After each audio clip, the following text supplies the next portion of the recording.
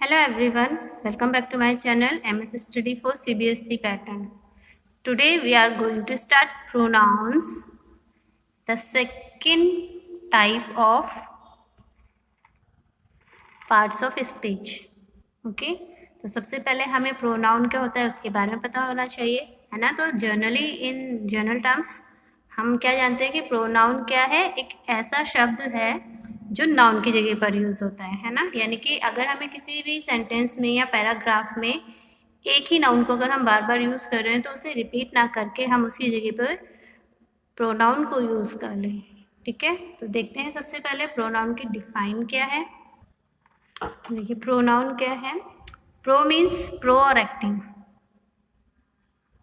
ठीक है, यहाँ पे जो आपका ये प्रो यूज हुआ है दैट इज प्रो। ठीक है, प्रो मीन्स है फॉर और एक्टिंग एज, यानी कि किस रोल में वो अपने आप को लेकर आया है, that is acting as. Pronoun is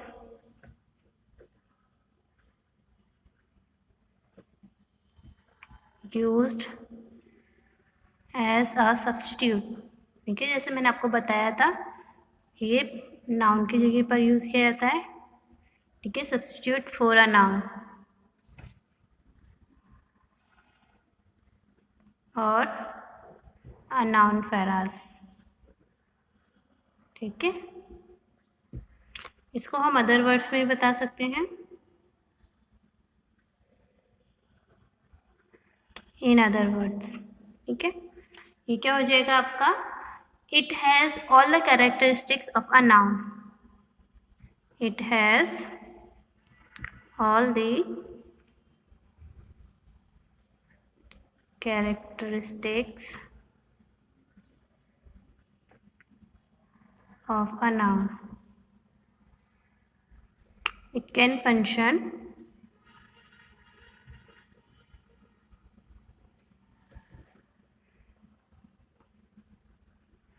as a subject,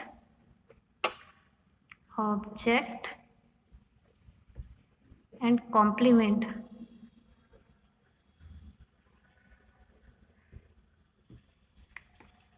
in a sentence। ठीक है, ना इसके कुछ एग्जाम्पल्स भी हम लिख लेते हैं। जैसे यहाँ पे बोला गया अ प्रोनाउन जो है वो क्या कहते हैं, नाउन के रिपीटेशन को अवॉइड करने के लिए यूज किया जाता है ना। वो लिख लेते हैं पहले हम। A pronoun is used to avoid the repetition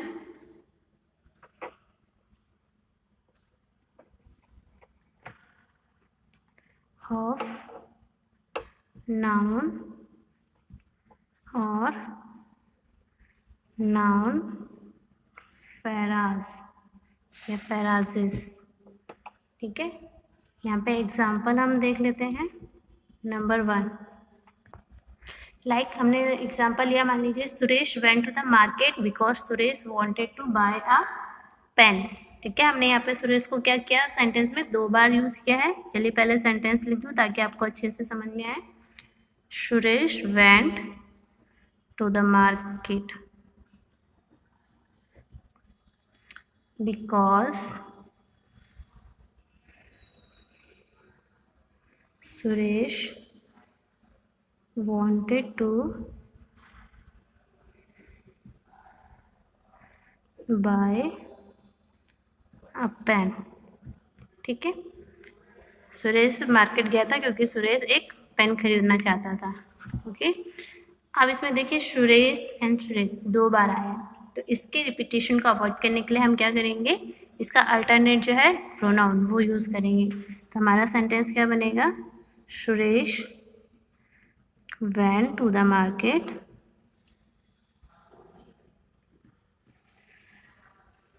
because he wanted to buy a pen। ठीक है, देखिए यहाँ पे जो सुरेश है उसको मैंने यहाँ पर ही में चेंज कर दिया है। So he is a pronoun and Suresh is a noun. ठीक है, वन मोर एग्जाम्पल ले लेते हैं। जैसे मान लीजिए यहाँ पे walking is a form of exercise. ठीक है, वॉकिंग क्या है? एक तरीके से एक एक्सरसाइज है, क्योंकि इससे क्या होता है, हमारी जो मांसपेशियाँ होती हैं वो सही रहती हैं और हमें कोई प्रॉब्लम नहीं होती है। Walking is easier than swimming. और दूसरी बात यहाँ पे क्या बताई गई है कि वॉकिंग जो है ईजी है, आसान है, किससे? स्विमिंग से, तैरने से ज़्यादा आसान है। ओके, तो इसको जब हम रिपीटेशन को अवॉइड करेंगे तो कैसे लिखेंगे? Walking is a form of exercise. It is easier than swimming. Clear? अब इसके टाइप्स पे चलते हैं। Kinds of pronoun.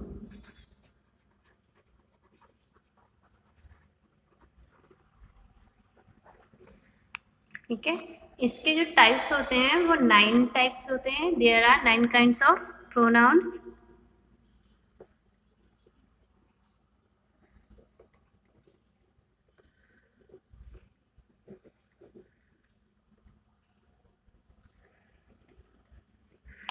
ठीक है, चलिए लिख लेते हैं, फिर वन बाय वन इनको एक्सप्लेन करेंगे हम। Number 1 is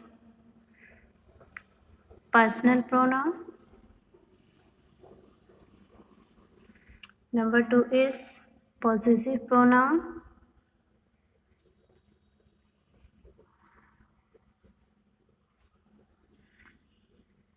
Number 3 is reciprocal pronoun. Number 4 is demonstrative pronoun.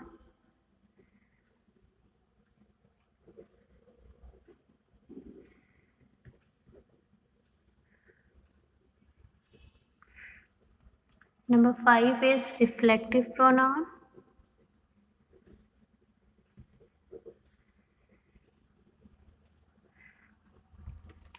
Number 6 is emphatic pronoun.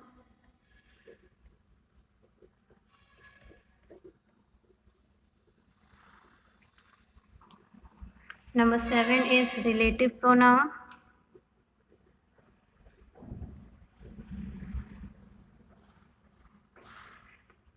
Number 8 is interrogative pronoun.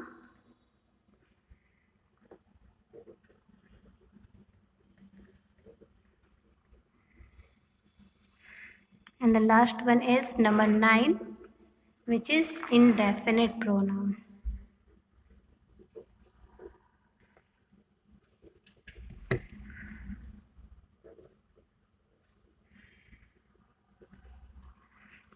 Okay, तो यहाँ पे आपने 9 टाइप्स के प्रोनाउंस देख लिए हैं सारे।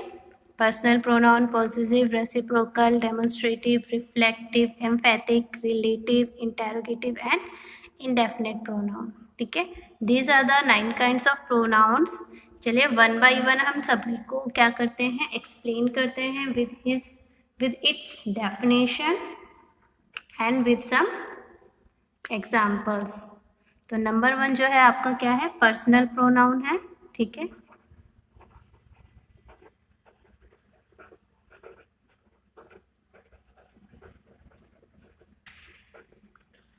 पर्सनल प्रोनाउन क्या होता है, इनके जो एग्जाम्पल्स हैं पहले वही लिख लेते हैं जो पर्सनल प्रोनाउन में प्रोनाउंस यूज होते हैं। I, we, you, he, she, it and they. ठीक है, these all are the personal pronoun. ठीक है, तो हम क्या जानते हैं इनके बारे में, these 7 pronouns are called personal pronoun.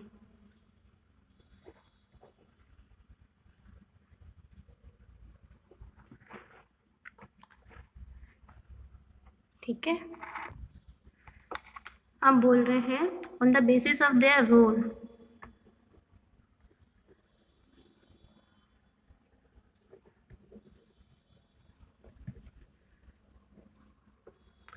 In a speech act,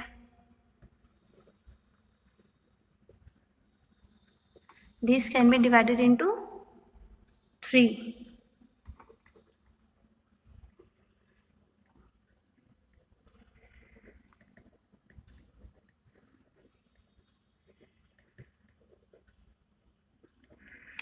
ठीक है, that is first person, second person and third person. ठीक है, तो यहाँ पे लिखते हैं हम पहले फर्स्ट पर्सन,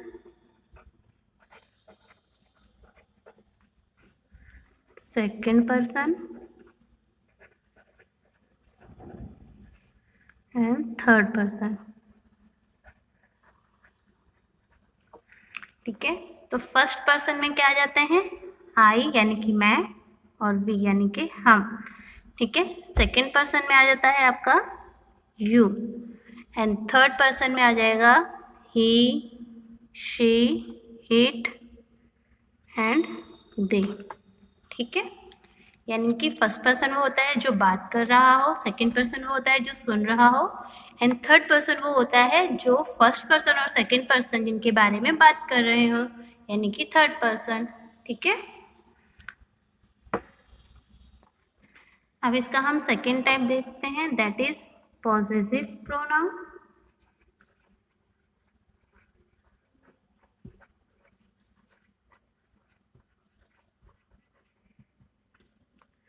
ठीक है, पॉसेसिव प्रोनाउन के जो वर्ड्स हैं जो हम यूज करते हैं, जैसे कि mine, our, your, his, her, their and its। ठीक है, ये तो हो गए हमारे डिटर्मिनर्स।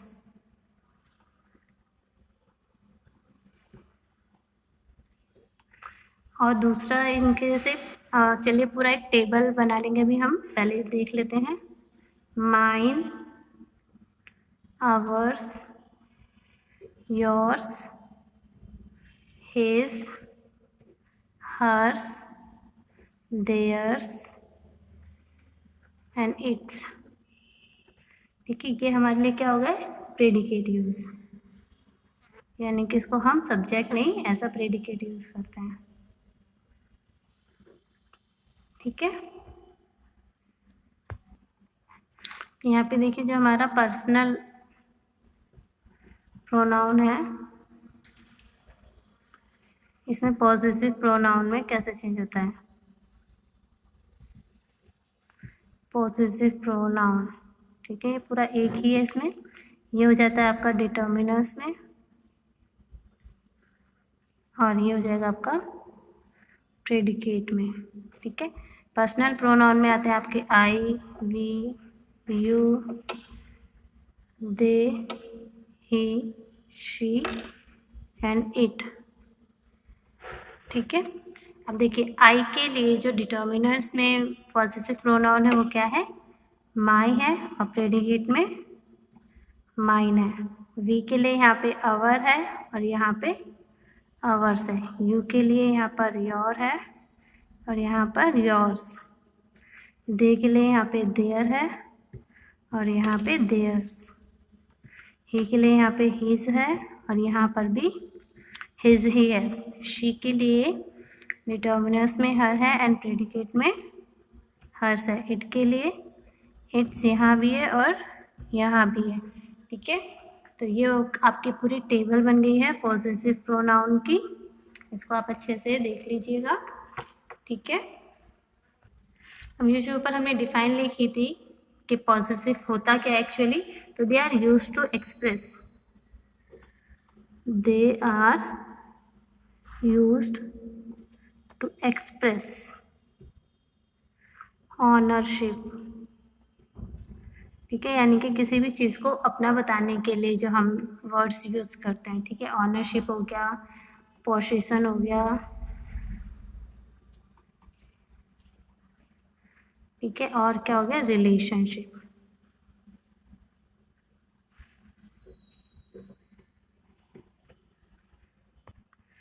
ठीक है, अब यहाँ पे देखिए जो डिटर्मिनर्स कैसे यूज किए जाते हैं। Determiners are followed by a noun.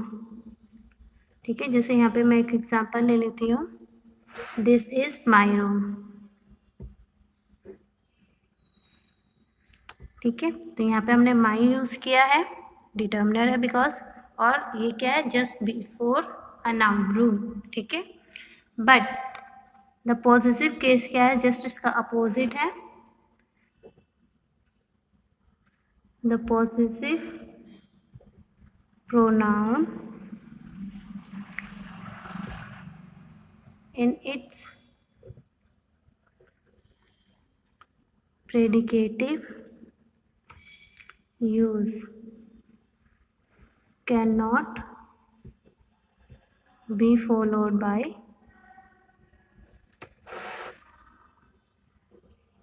a noun। ठीक है, तो इसमें जो हमारा लिखने का जो तरीका है या बोलने का जो तरीका है वो इस तरीके से नहीं होगा कि दिस इज माई रूम। इसमें क्या होगा, this room, the room is mine.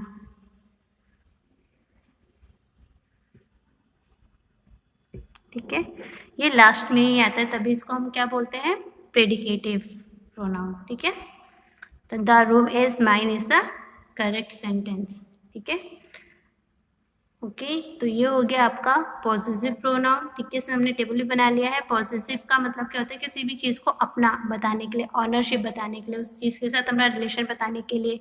जैसे इस टाइम में अगर जो वीडियो बना रही हूँ वो मैं एक फ़ोन से वीडियो बना रही हूँ, मोबाइल फ़ोन से, तो मैं क्या बोलूँगी, दिस इज़ माई मोबाइल, या दिस मोबाइल इज़, या द मोबाइल इज़ माइन। ठीक है, if I am using this pen, तो मैं क्या बोलूँगी, दिस इज़ माई पेन, और द पेन इज़ माइन। ठीक है, और अगर मैं कोई चीज़ आपकी यूज़ कर रही हूँ तो मैं उसके लिए क्या बोलूँगी, दिस इज़ योर थिंग, या द थिंग इज़ योर्स। ठीक है, काफ़ी सारे एग्जाम्पल्स हो जाएंगे यहाँ पे।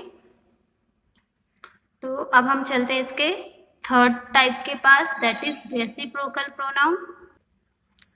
हम देखिए यहाँ पे जो थर्ड टाइप है, रेसिप्रोकल प्रोनाउन। ठीक है, तो रेसिप्रोकल से ही हमें यहाँ पे समझ में आ रहा है कि just opposite of each other और वन अनदर। ठीक है, तो यहाँ पे हम ये नहीं वर्ड्स को यूज करने वाले हैं, ईच अदर, ठीक है, एंड वन अनदर।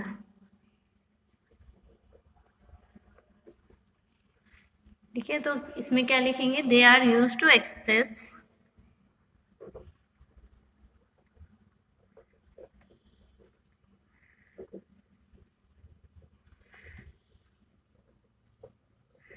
म्यूचुअल और रेसिप्रोकल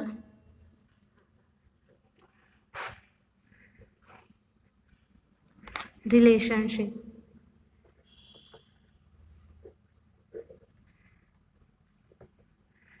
दे लव ईच अदर, जैसे यहाँ पे एग्जाम्पल में ले लिया जाए,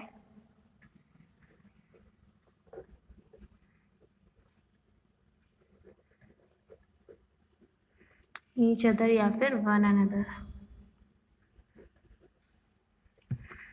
ठीक है, इन दोनों में जो नॉर्मली जो डिफरेंस है वो क्या है, वैसे यहाँ पे बोला गया है दे लव ईच अदर, यानी कि यहाँ पे जब ईच अदर का यूज़ करते हैं तो normally we are talking about two persons, हम सिर्फ दो लोगों के बारे में बात कर रहे होते हैं। ठीक है, but when we are using या when we used one another, it means we are talking about more than two persons. But in modern English we can use each other and one another in place of each other. ठीक है, यानी कि एक दूसरे के places पे हम इनको यूज़ कर सकते हैं, कोई प्रॉब्लम नहीं है। ठीक है, अब जैसे मान लीजिए दो आर्टिस्ट हैं, ठीक है, एग्जाम्पल ले रही हूँ मैं, दो आर्टिस्ट हैं, वो दोनों आर्टिस्ट एक दूसरे के वर्क को कभी भी अप्रूव नहीं करेंगे, यानी कि वो ये नहीं कहेंगे कि हाँ इनका वर्क ठीक है या उनका वर्क ठीक है, तो क्या हो जाएगा, the two artist will not approve each others work, ठीक है। या फिर हम इस तरीके से ले लें कि मान लीजिए दो बच्चे हैं सेम एज के सेम क्लास में, तो क्या वो एक दूसरे की हेल्प नहीं करेंगे? तो ये सेंटेंस क्या है, जस्ट इसका अपोजिट है, रेसिप्रोकल का अपोजिट है। तो अगर टू स्टूडेंट्स हैं सेम क्लास में हैं सेम एज के हैं, तो वो क्या करेंगे, एक दूसरे की हेल्प करेंगे, ठीक है। They will help each other in doing the homework, ठीक है। आई थिंक इतना काफ़ी होगा आपको समझाने के लिए। फोर्थ टाइप है हमारा डेमोन्स्ट्रेटिव प्रोनाउन।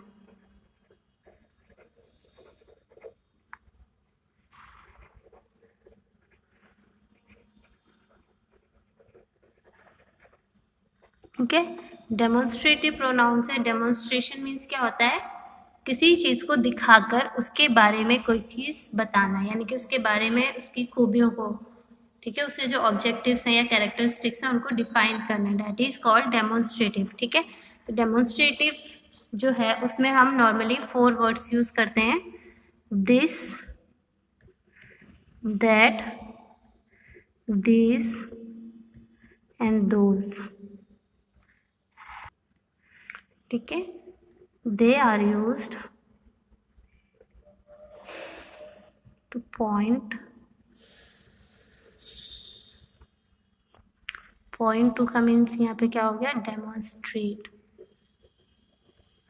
यानी कि किसी भी चीज़ की तरफ पॉइंट आउट करके, चाहे वो कोई इंसान हो यानी कि पीपल और things, what ever is it is, this stand for.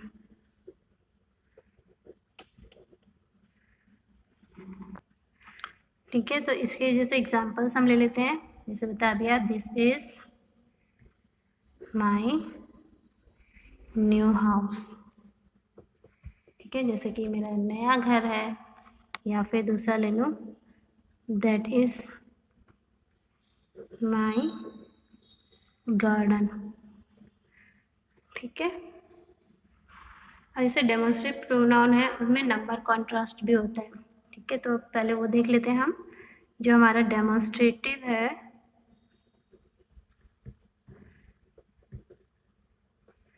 Pronounce have number contrast, जैसे दिस के लिए दीज और दैट के लिए दोज। इट मीन्स अगर हम कोई ऐसी चीज़ के बारे में बताना चाह रहे हैं जो काउंटिंग में 1 है और हमारे पास में है, ठीक है, तो उसके लिए हम क्या यूज़ करेंगे, दिस। जैसे मैंने अभी बोला दिस इज़ माई हाउस या this is my new house, तो हमने हाउस की तरफ देखते हुए बोला होगा ना कि दिस इज़ माई हाउस, तो वो सिंगल है और हम घर के पास में है, ठीक है, तो हमने क्या बोल दिया, दिस। और दैट के लिए हमने क्या, that is my garden. It means हम गार्डन से अभी दूर हैं, गार्डन हमसे काफ़ी दूर पर है, तो हमने उसको डेमोन्स्ट्रेट किया दैट, क्योंकि अकेला एक ही गार्डन है, एक से ज़्यादा नहीं है, ठीक है, तो क्या हो जाएगा वो, दैट इज अ गार्डन। अब दीज और दोज का यूज़ कैसे हम करेंगे, जैसे कि मान लीजिए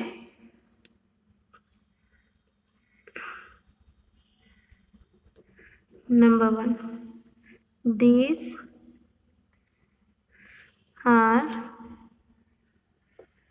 मैंगोज ट्री, ठीक है, and those are my best friends, ठीक है, यानी कि these are mango trees, mango trees के पास में हम खड़े होकर कह रहे हैं, वो बहुत सारे हैं ना, मैंगो ट्रीज, सॉरी मैंगो नहीं, मैंगो ट्रीज, ठीक है, तो हम मैंगो ट्री के पास खड़े होकर बोल रहे हैं कि ये बहुत सारे मैंगो ट्रीज हैं, यानी कि these are mango trees.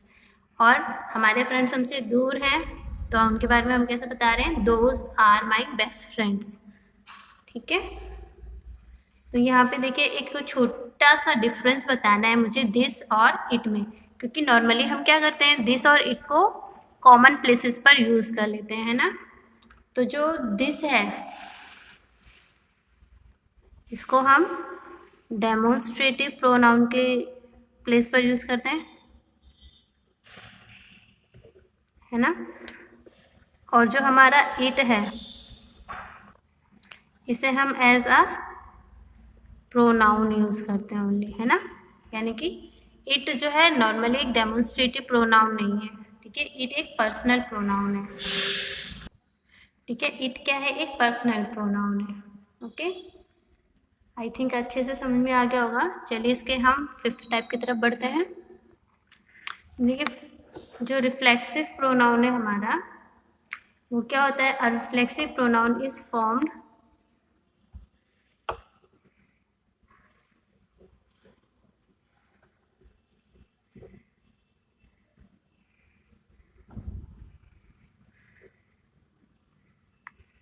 by attaching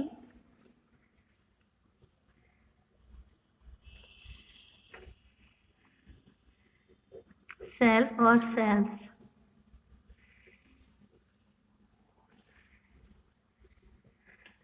to the objective form of the pronoun.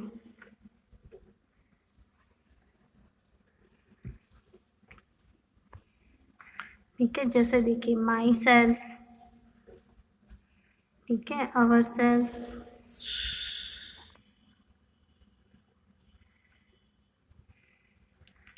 Your self, या इसमें हम सेल्फ्स का भी यूज कर सकते हैं, ठीक है। आवर सेल्फ या आवर सेल्फ। इसके बाद him self,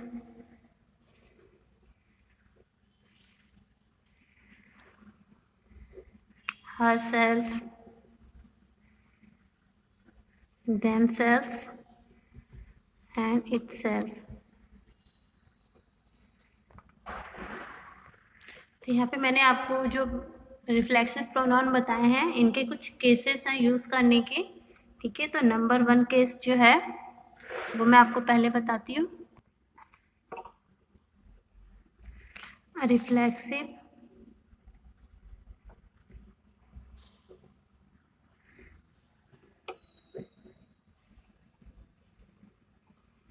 pronoun is used as a substitute for a noun, ठीक है। जो रिफ्लेक्सिव प्रोनाउन है वो एक तरीके से क्या है, नाउन का सब्स्टिट्यूट है। कहाँ, इन द ऑब्जेक्टिव केस।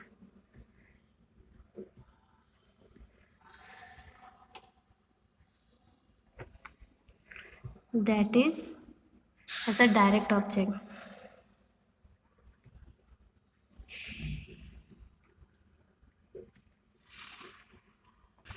ठीक है। जैसे मान लीजिए मैं यहाँ पे एग्जांपल लेती हूँ कि गोविंद ने अपने आप को मिरर में देखा, तो नॉर्मली हमारा सेंटेंस क्या होना चाहिए, Govind saw Govind in the mirror, है ना। इसका मतलब क्या हुआ, गोविंद ने गोविंद को मिरर में देखा।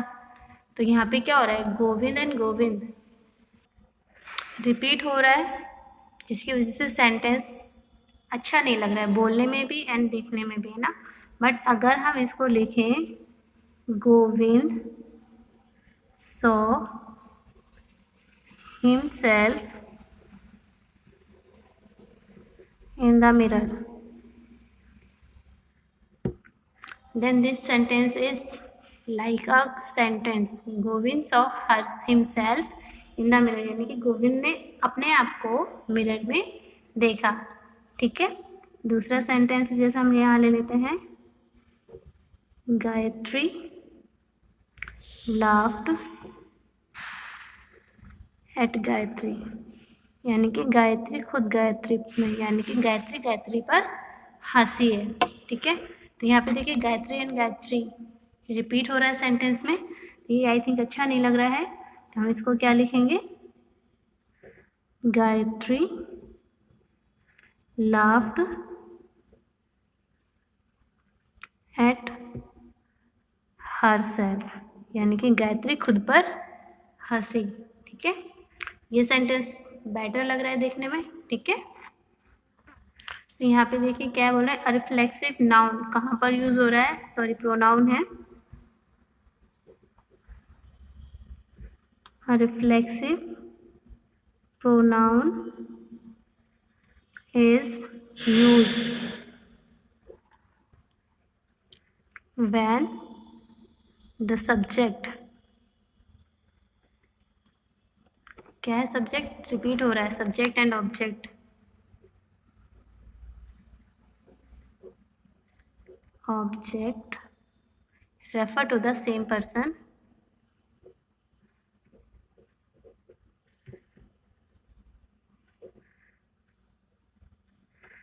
पर्सन और थिंग। ठीक है,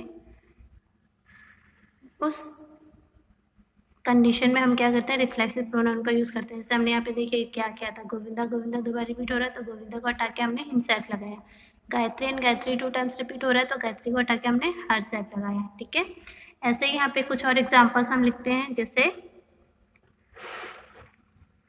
I saw my self in the mirror. ठीक है, और he hurt himself while playing।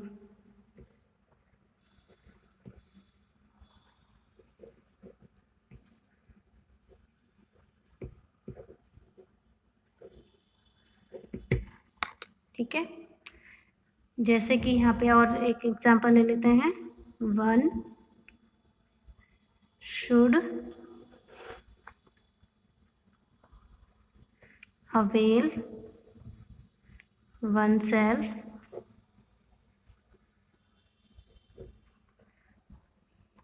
of this chance।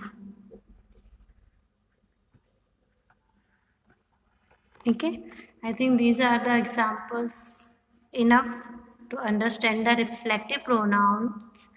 First, that is reflexive pronoun is used as a substitute for a noun in the objective case। ठीक है ना, यानी कि subject और object हमारा क्या हो, नॉर्मली एक ही हो, वो भी डायरेक्ट ऑब्जेक्ट के रूप में। ठीक है, तब हम इस तरीके के सेंटेंसेस को यूज करते हैं। इसका सेकंड यानी कि बी टाइप देखते हैं।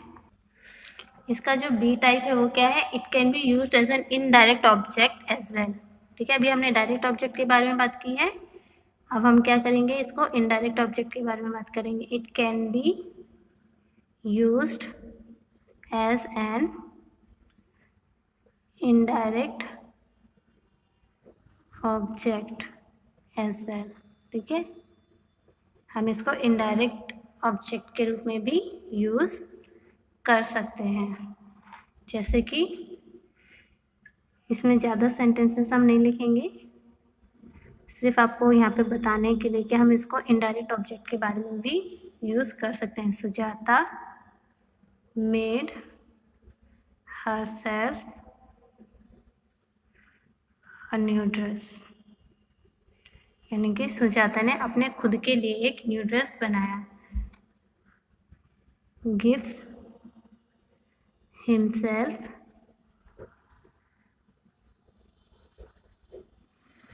air, यानी कि अपने आप को जैसे हवा दो, यानी कि हवा आने दो, है ना, और सुजाता ने अपने खुद के लिए एक ड्रेस बनाई है। ठीक है, ये तो हो गया इसका B part. Now come to the C part. इसमें आपको क्या करना है, reflexive pronoun can be used as a subject complement to, यानी कि सब्जेक्ट के लिए, सब्जेक्ट को कॉम्प्लीमेंट देने के लिए। ठीक है, रिफ्लेक्सिव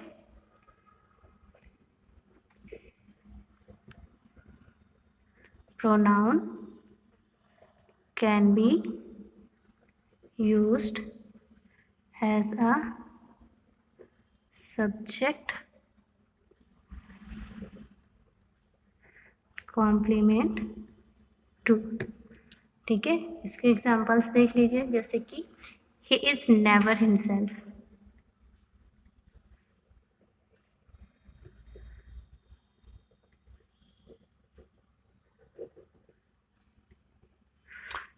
ठीक है, जैसे कि वो अपने आप में जैसा वो है वैसा कभी वो हुआ ही नहीं है। You don't look quite your self today. you don't look quite yourself today, यानी कि आज तुम अपने जैसे बिल्कुल भी नहीं दिख रहे हो, यू आर लुकिंग डिफरेंट। ठीक है, नाउ सी द 6 पार्ट, यानी कि काइंड, 6 काइंड्स, यानी कि that is emphatic pronoun.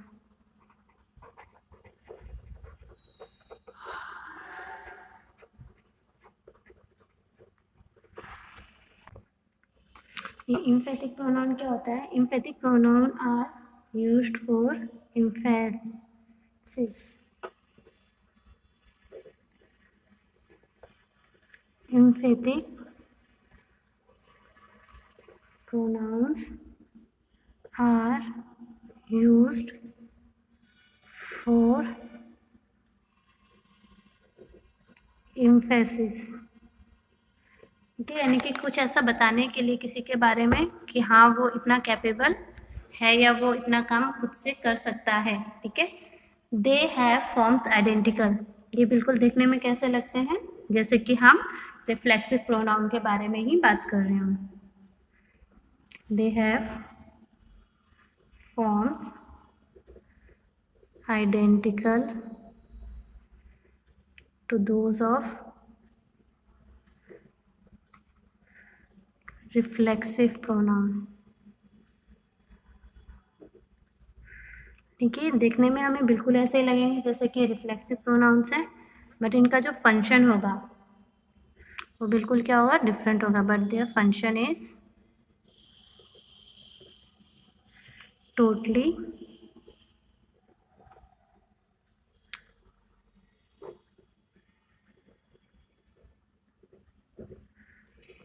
Different.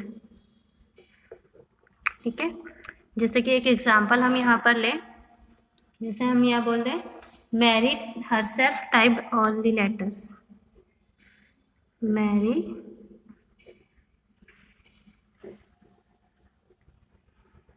herself typed all the letters।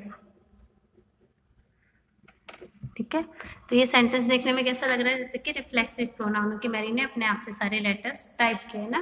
But अगर इसी को मैं लिख दूँ Mary typed all the letters herself,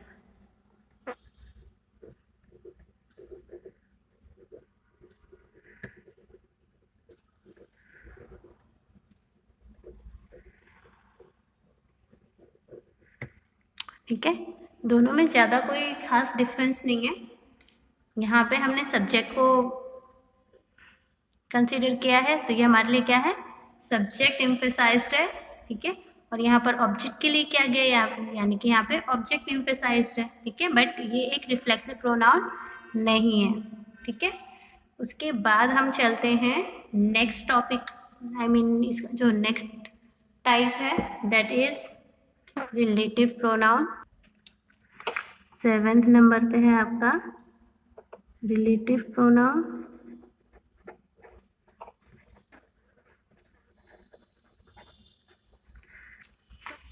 ठीक है, अब देखिए रिलेटिव से क्या समझ में आ रहा है? यानी कि किसी के साथ किसी दूसरे का रिलेशन बताना, चाहे वो पीपल हो, चाहे वो थिंग्स हो, चाहे वो प्लेस हो। ठीक है, तो यहाँ पे कुछ वर्ड्स हैं जिनको हम WH फैमिली भी कह सकते हैं।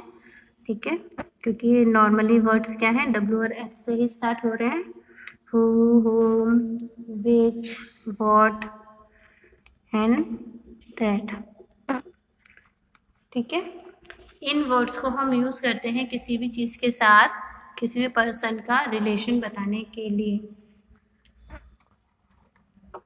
चलिए इसकी डिफाइन देखते हैं। अ relative pronoun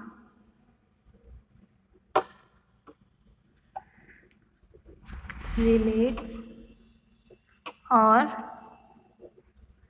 refers back to a pronoun called its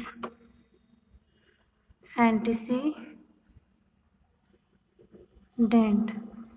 ठीक है, it is also join clauses, यानी कि क्लाउजेस को भी ज्वाइन करता है।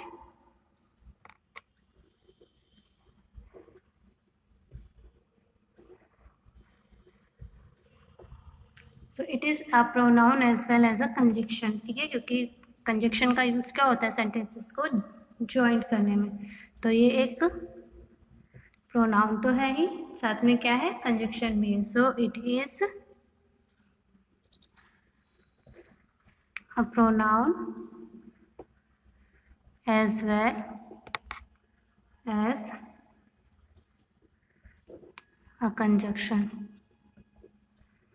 Okay, now relative pronoun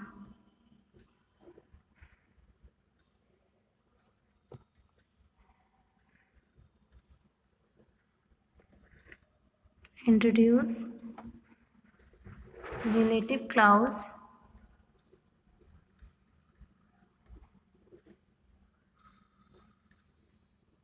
and noun clause। ठीक है, अब इनके कुछ एग्जांपल्स लिख लेते हैं, जैसे कि यहाँ पे दिया हुआ है, those who live in glass houses, those who lives in glass houses should not throw stones,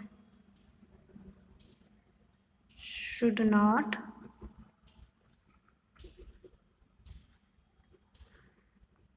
throw stones। कहते हैं ना कि जो कांच के घरों में रहते हैं उन्हें पत्थर नहीं फेंकने चाहिए। तो यहाँ पे जो हु वर्ड आया है वो क्या है, एक रिलेटिव प्रोनाउन है। ठीक है, लेट्स सी मोर एग्जांपल्स। ठीक है, जैसे यहाँ पे लिख दें हम,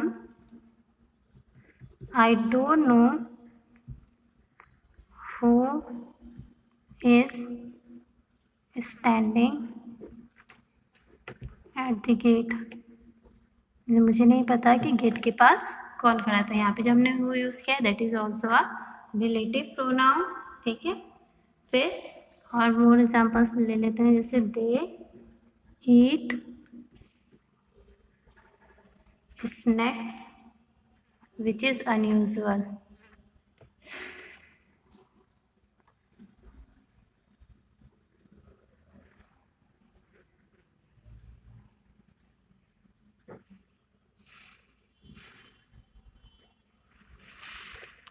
ठीक है, यहाँ पे हमारा एक काइंड जो है प्रोनाउंस का वो क्या है, interrogative pronoun.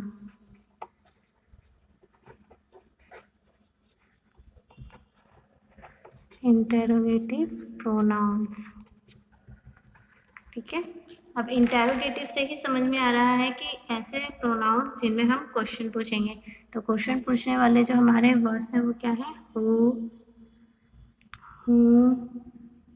Whose, which, what.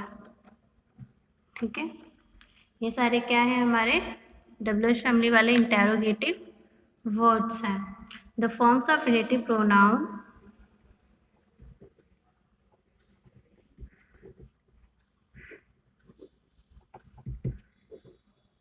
क्योंकि यहाँ पे आपको ऊपर वाले वर्ड्स देख के लग रहा होगा कि ये तो रिलेटिव प्रोनाउन वाले वर्ड्स हैं, है ना। The forms of relative pronouns and interrogative pronouns are identical. ठीक है, एक ही जैसे होते हैं, but their functions are different.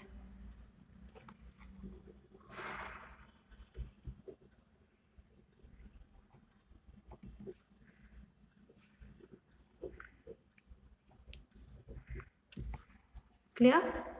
That is the former join clauses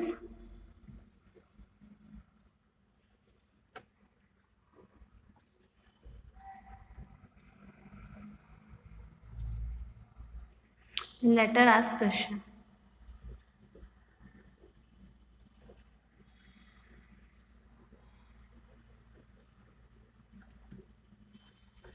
ठीक है, देखिए रिलेटिव प्रोनाउन में क्या था, क्लाउजेस को ज्वाइन किया जा रहा है आपस में, है ना। बट इन इंटेरोगेटिव प्रोनाउंस, इसमें क्या जो वर्ड्स हैं वो क्या कर रहे हैं, क्वेश्चन पूछ रहे हैं, आस्क क्वेश्चंस, ठीक है। जैसे यहाँ पर who discovered America,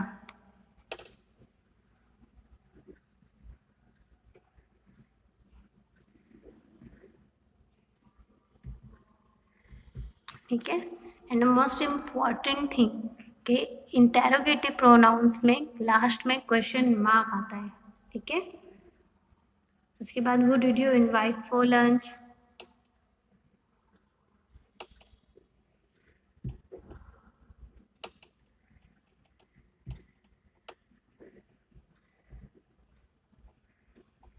question mark. तो ये क्या है, हमारे लिए इंटेरोगेटिव प्रोनाउंस हैं, ठीक है। अगर इनमें ये जो वर्ड्स हैं, हु वर्ड्स या होम या हुज जो भी है, अगर इस सेंटेंस के बीच में आएंगे, it means they will join two clauses, तभी वो आपके रिलेटिव प्रोनाउन कहलाएंगे। अदरवाइज अगर क्वेश्चन के लास्ट में क्वेश्चन मार्क आ रहा है और ये जो वर्ड्स हैं इन्हें हम एज ए सब्जेक्ट यूज कर रहे हैं, ठीक है। बिकॉज अगर हम इनके आंसर देंगे तो यहाँ पर किसी का नाम आएगा, that is the subject of the main question, ठीक है। तो इसलिए हम इनको क्या कर रहे हैं, एज ए सब्जेक्ट यूज कर रहे हैं, इसलिए यहाँ पर ये इंटेरोगेटिव प्रोनाउन के रूप में यूज हुए हैं, ठीक है। जैसे which teacher do you like best,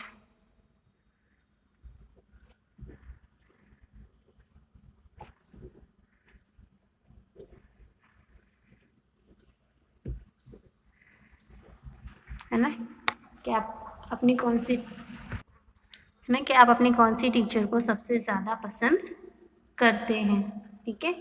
what is in your pocket,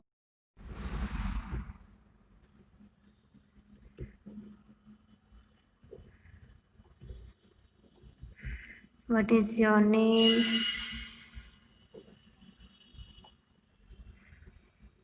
ठीक है। बहुत सारे ऐसे एग्जाम्पल्स आ जाएंगे, ठीक है।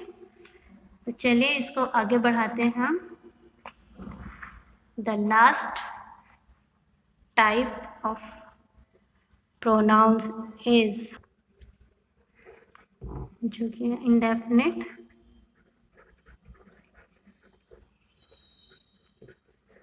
प्रोनाउंस, ठीक है। इंडेफिनिट से ही समझ में आ रहा है कि अनिश्चित, पता नहीं इसमें क्या क्या आने वाला है, तो इसको हम देखते हैं। सबसे पहले इसकी डिफाइन देखें। Indefinite pronoun constitute a heterogeneous set, ठीक है।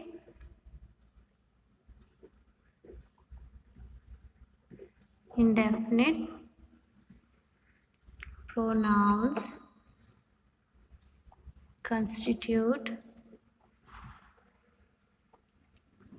a heterogeneous set. One can go about classifying them. One can go about classifying them differently using different criteria.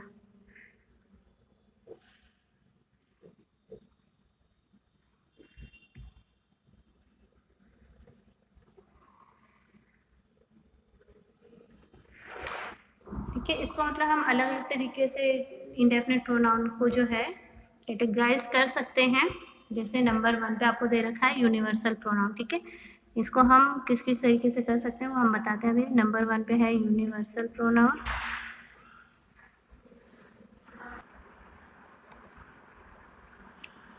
Pronounce,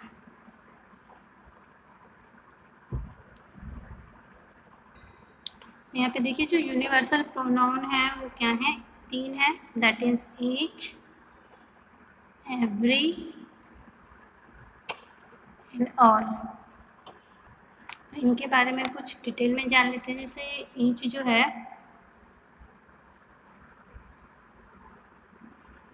refers to to और मोर पीपल और things, ठीक है। whereas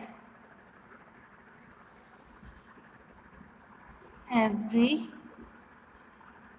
refers to 3 more. Further, each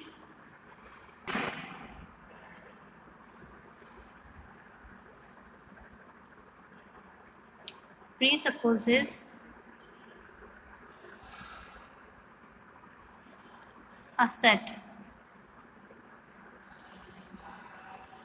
Every does not.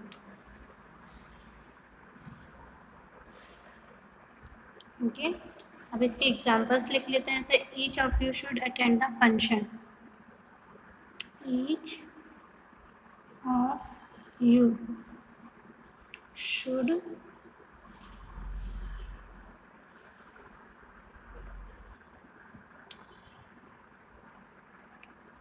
attend the function. One more example. Every one of them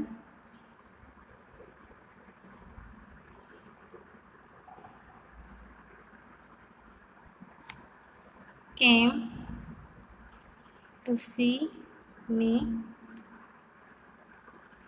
in the hospital.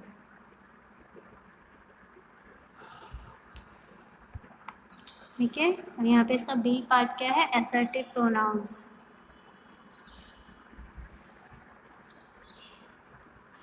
Assertive pronounce के भी क्या हैं? 5 सब classes हैं यहाँ पर। देयर आर 5 सब क्लासेस इन दिस। ठीक है, तो जो हमारा नंबर ए है वो है much, many, more, most. Much, many, more and most. तो इसमें क्या है? Much goes with uncountable nouns, whereas many goes with countable nouns. More and most can be used with both countable and uncountable nouns. ठीक है, तो यहाँ पे देख लेते हैं हमारा much, many, more and most. Much जो है वो अनकाउंटेबल है। ठीक है, अनकाउंटेबल नाउन्स में आ जाता है। मैनी आ जाता है आपका काउंटेबल नाउन्स में।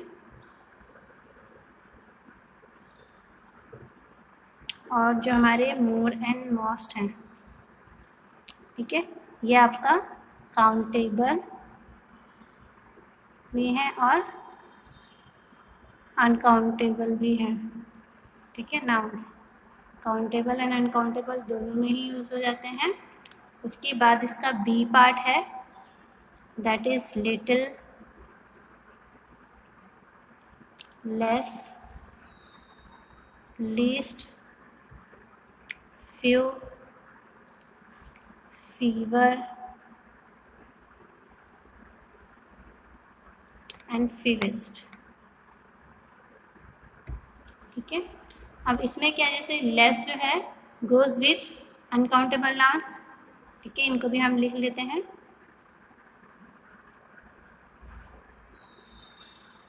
Little, less, least, few, fewer and fewest. ठीक है, ये सारे लिख लिए मैंने। अब देखिए लिटिल मीन्स क्या होता है? थोड़ा सा, है ना। तो ये क्या चला जाएगा? अनकाउंटेबल नाउन में।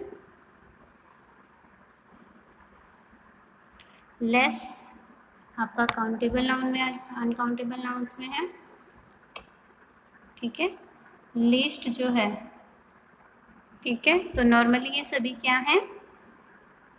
अनकाउंटेबल नाउन्स में, because we can not count few, fewer, fewest, less या लीस्ट। ठीक है, अब आ जाइए इसके सी पार्ट पे, that is several and enough. ठीक है, सेवरल मीन्स कई हो गया है ना, और इनफ मीन्स काफ़ी। ठीक है, तो several occurs with plural countable nouns only. तो यहाँ लिख देते हैं, जो सेवरल है वो हमेशा प्लूरल काउंटेबल नाउन्स के साथ आता है।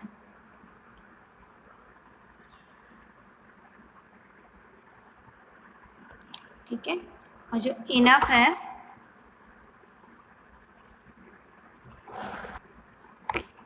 ये काउंटेबल एंड अनकाउंटेबल दोनों नाउन्स के साथ आता है।